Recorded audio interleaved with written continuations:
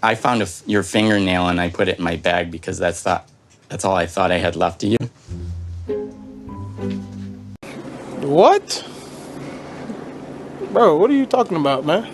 Keeping someone's fingernail, it's kind of weird, but it's cute at the same time. That's Gino.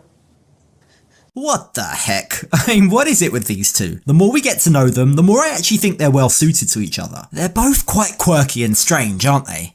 Stop it.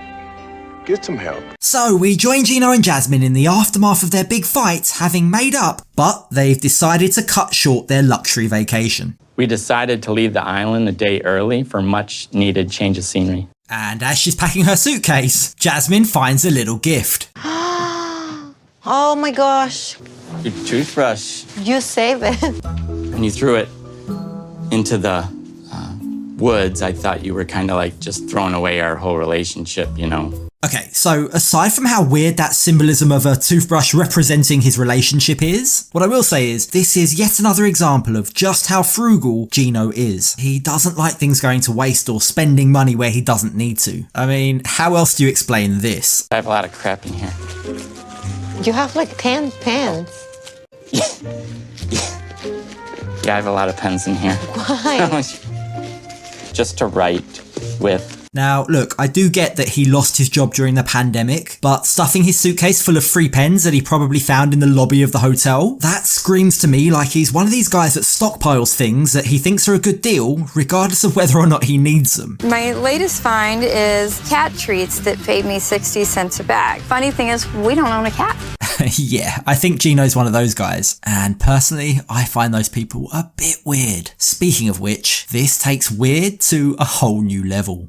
You know, I found your fingernail and I put it in my bag. I seen it on the floor. I put it in my bag to have that with me all the time, so.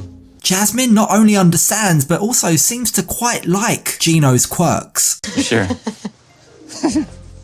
Keeping someone's fingernail, it's kind of weird, but it's cute at the same time. That's Gino. So, what's the plan after leaving the island? Well, first they'll be spending a night in Panama City, and then they'll be heading further inland to meet up with Jasmine's mum and sister. Meeting Jasmine's mom is a really big step. I'm nervous about Gino meeting my mom. My mom is super overprotective when it comes to me because she has seen me at my lowest after my divorce. And in the back of the cab, Jasmine makes it clear to Gino that she expects him to be on his best behaviour, not just to impress her mum, but also to get their relationship back on track. Yeah, I don't want to be fighting. I want this to be a good experience and for us to grow our relationship. No more dark secrets. Yeah, I agree. Look at those shifty eyes. I mean, if that was you in Jasmine's shoes right now and your guy was saying he agrees while struggling to maintain eye contact, would you hold much hope? I wouldn't. And Jasmine does appear to have some doubts because she reveals, At the moment, my youngest son lives with my mom. However, I make plans for both of my kids to stay with their father because I'm not ready to introduce Gino to them. Not yet.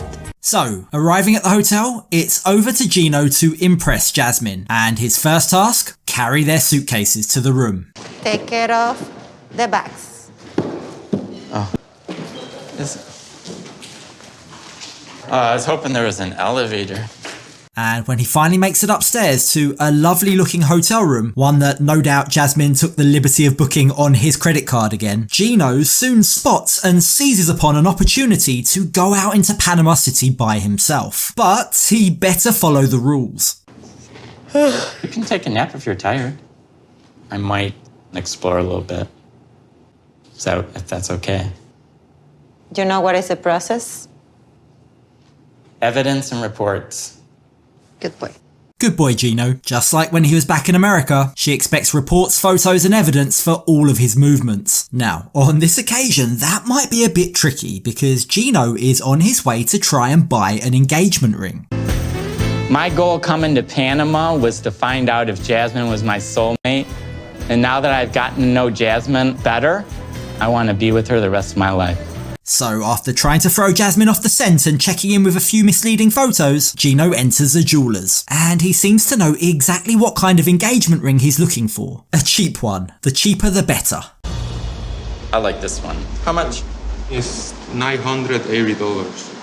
Could you tell me what the price for these two rings is? This one is $270, Okay. and $250 this one. Okay. For price-conscious Gino, that's much more reasonable. I'm on a super budget. I'm not working right now. No, it's not the cost of the ring that matters. It's the love that you have for each other.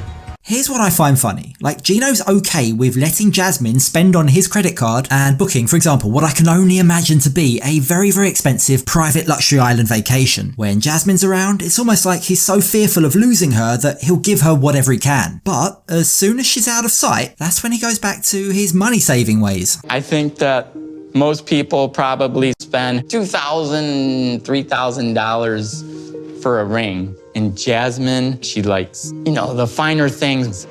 It definitely remains to be seen whether or not Jasmine will be happy with the $270 engagement ring. Now, the next morning, before setting off to meet Jasmine's mum and sister, they decide to explore Panama City a little. And in what is fast becoming a 90 Day Fiancé producer favourite, Jasmine has Gino try a local delicacy, pig's feet. I just saw a vendor of pig's feet on the street, and I want Gino to try it. It's not for everyone, I have to admit it.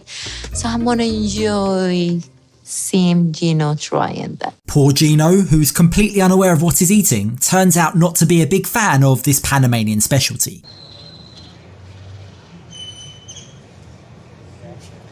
Oh. Disgusting. Just looking at it makes me want to vomit.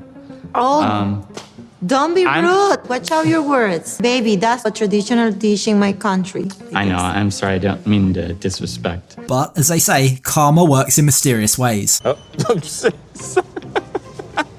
And the episode ends with Gino and Jasmine at yet another luxury resort, this time near Jasmine's mum's house, and Gino is nervously waiting for his first meeting. My mom is a very old-fashioned person. She's very religious, and I'm not sure if I prepare Gino for how direct my mom will be. And clearly understanding just how important this meeting will be for their future, Gino is given very strict instructions about what he can or can't say, including telling the truth about how they met.